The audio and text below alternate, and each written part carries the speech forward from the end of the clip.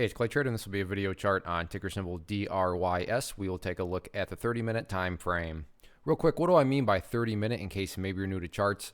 Instead of each one of these candlesticks here representing 1 day's worth of price action, which is what you would normally see, each one represents 30 minutes. So while this here may look like several days worth of time, it's actually just today's price action broken down into 30-minute time slices. I like to this time frame. I think does a good job of telling the quote-unquote story of the price, and then makes mapping out where levels of support and resistance a bit easier to see. Did this one yesterday, so that's where these red line annotations are coming from, and want to just get things updated here as we head into the weekend. Not the best day, but it wasn't a terrible day by any stretch either. And the reason I say it wasn't the best day was it started off really strong. I mean, the price actually got back up above this red line, which for those of you that I talked, or for those of you that watched yesterday's video, hopefully remember I talked about this as a level of resistance, and the price actually hung above it for a while. But whenever the price gets above a certain level, you always got to ask yourself, well, is this some sort of true break? And a true break has two parts. The first part is always the obvious one. Well, yeah, price has to get above a certain price level. But then can the price maintain above it?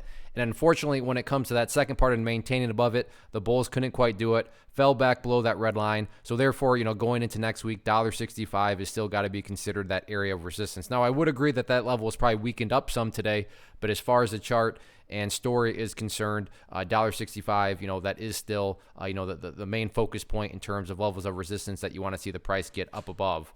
Outside of that, like I said, sure, it didn't maintain it, but it's not like the price crashed either. So, from that perspective, things are still fine from big picture.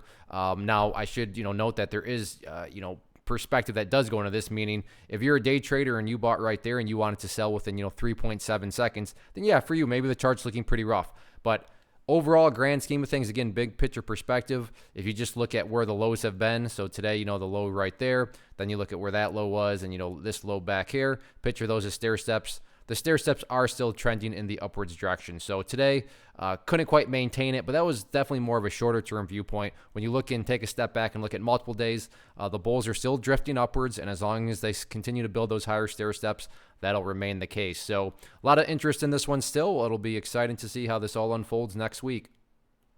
One of the most popular questions I get is, hey, Clay, how do you find the stocks that you trade? So what I've done is put together this free resource guide where I talk about the tools that I use to locate stocks that I find interesting and think may have potential. So if that sounds like something that could add value to you as a trader, then by all means, click right there to get access to the guide. The guide itself is very short and to the point, and like I say, it is free. Thanks for watching. Have a good one.